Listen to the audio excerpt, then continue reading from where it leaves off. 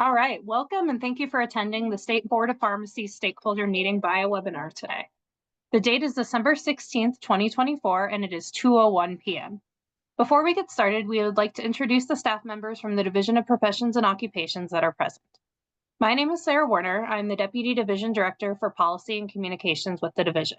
Also attending is Dimitri Kunin, Program Director, and Maria Rascone, Regulatory Coordinator, and Justin Whip, PDMP Specialist. The division has transferred to a platform that is 100% virtual, and we appreciate your flexibility. As many of you have been to DORA stakeholder meetings before, we would like to reiterate the importance of your comments today. DORA makes decisions every day that may affect your life and your business, so your input is vital in the rulemaking process. Throughout this process, our goal is to create regulations that clarify and explain legislation, ensure minimum competency to enter and continue practice, and provide only what is absolutely necessary for consumer protection without creating unnecessary barriers to the marketplace. Your input will be part of the information that goes to the board as it considers adopting revisions to the rules. More specifically, today we will receive feedback on proposed new Rule 17.00.00, Appendix G, MAT Prescription Protocol. The purpose is to create a new MAT prescribing statewide protocol that is required as part of implementation of Colorado House Bill 1045. This meeting is being recorded and will be posted on the board's website by the close of business tomorrow. As the stakeholder meeting is held solely by webinar, please raise your hand by using the hand icon if you would like to speak, and we will unmute your line so you may be heard by everyone. Or you can type your comment in the questions section and we will read it aloud. Before we start taking comments, I want to ask that anyone providing comments, please state your name and the name of the organization that you represent, if any. Feel free to provide either general comments on the rule changes or specific comments on the proposed language. Please limit your comments to no more than 3 to 5 minutes and try not to repeat something that was already said. Stating you're in full agreement with someone else works just fine and will be noted. If you're using audio through your computer, please remember to put any phones on vibrator or turn them off. And whether you are using a computer or phone audio, please try to keep background noises to a minimum while speaking. With that, I will introduce our next speaker, Dimitri Kunin. Thank you, Sarah. Welcome all. We appreciate you being here and your time and the feedback you've provided thus far.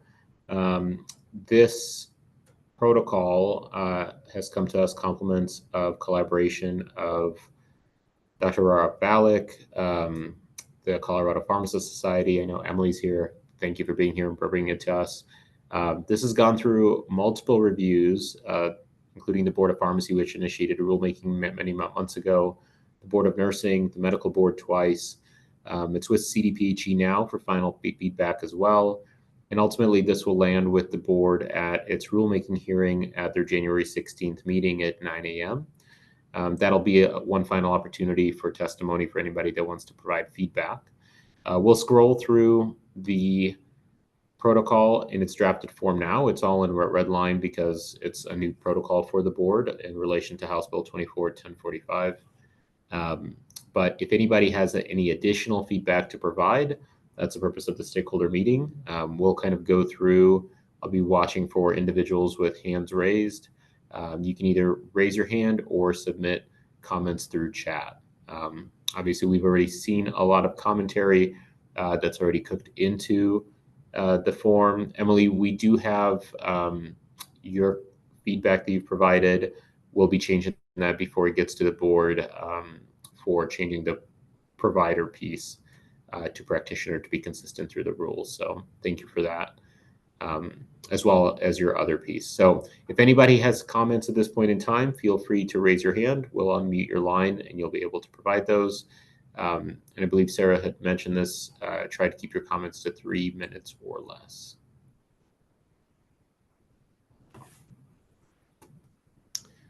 Currently don't see any hands raised. We'll give it a few minutes and we'll let Maria scroll through it. We do have one comment from Emily Zaborny. I think that was correct, but I'm not sure. If I mispronounce your name, please forgive me. Emily, go ahead. Thank you, Sarah. Hi, Emily Zadvorny with the Colorado Pharmacists Society. Can you guys hear me okay? Yep.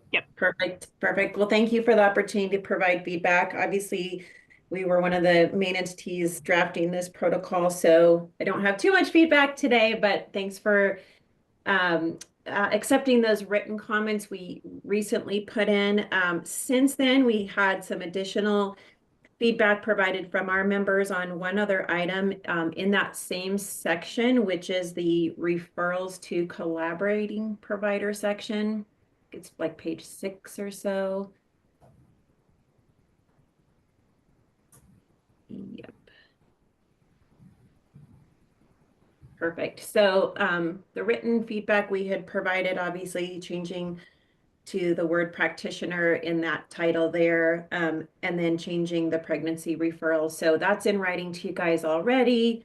But in addition to those, we believe that that bullet that says suboptimal response to therapy, that third bullet there under that section may be a little bit too vague for those, kind of working their way through the protocol.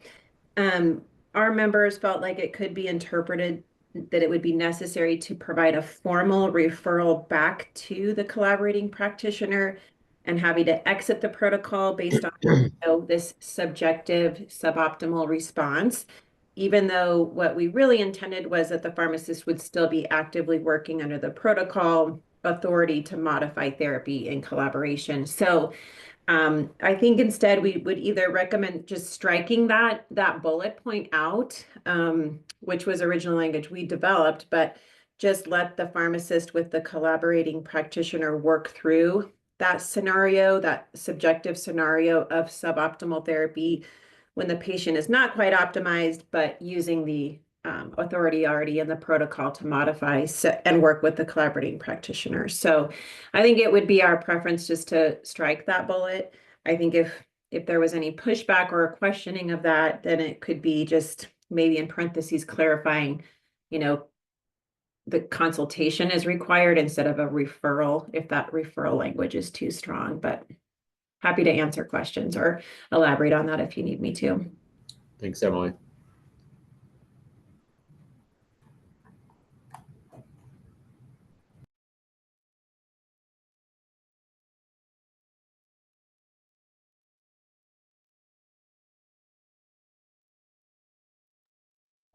All right, again, if anyone else we have another comment. Krista Hine, I will unmute you.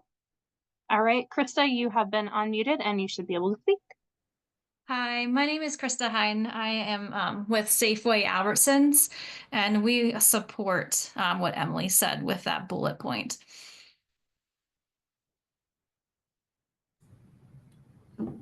Thank you.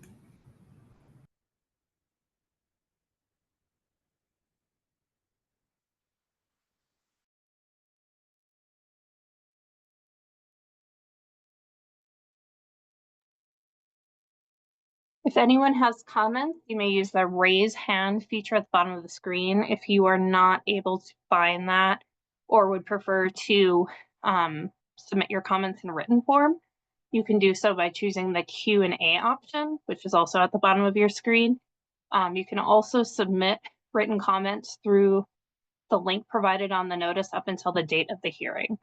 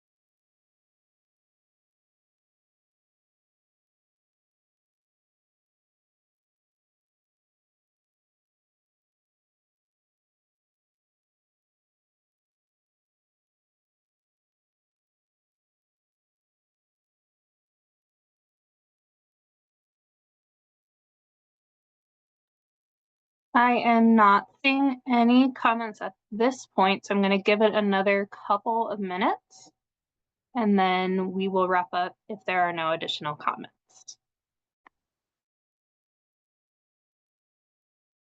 All right, we just had a written comment come in from Kim Ralston. Since the federal law allows the pharmacist to bill as a practitioner, are there any discussions as to how to bill as the pharmacist and not the collaborative provider? And I don't know if you want to provide any comments, Dimitri. Generally, billing is not part of the Pharmacist Practice Act, so that's not something that we would regulate within the division. Correct. I wouldn't have anything further to add beyond that. Thank you, Sarah.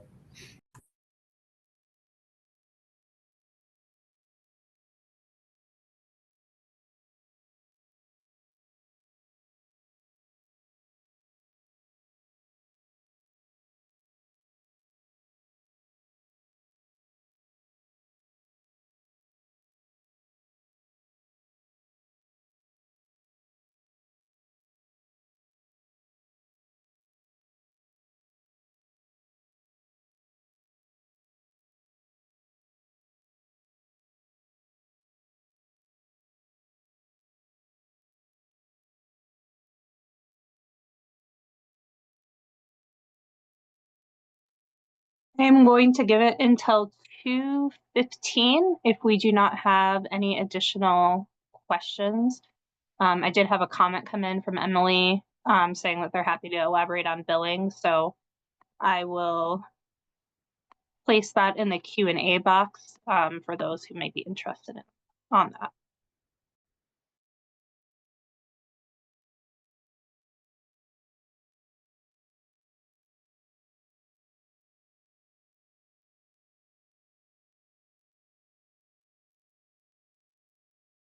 And just so you're aware, if you haven't been to one of our meetings before, if you type or if you click on the Q&A box, you can use that to see questions that have been asked and answered, as well as to ask questions. So you can see the previous questions that have been asked as well.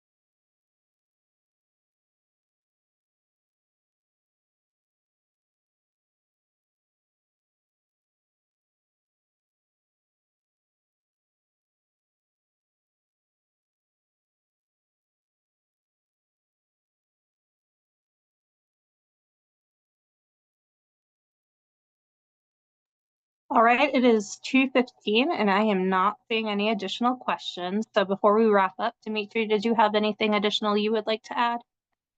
Nope. Thank you all for being a part of this process. We appreciate it. Okay, well, thank you so much for participating in today's meeting. As part of this collaborative process, all comments and program recommendations will be provided to the board for review before the next board meeting on January 16th, 2025. Any proposed revisions by the board will be made available to stakeholders for additional comments prior to the board's rulemaking hearing, which is tentatively scheduled for January 16th, 2025. All rulemaking information can be found on the board's website under the Public Notices tab, and written comments may be sent to dora_dpo_rulemaking@state.co.us. This concludes today's stakeholder meeting. Thank you again for your participation.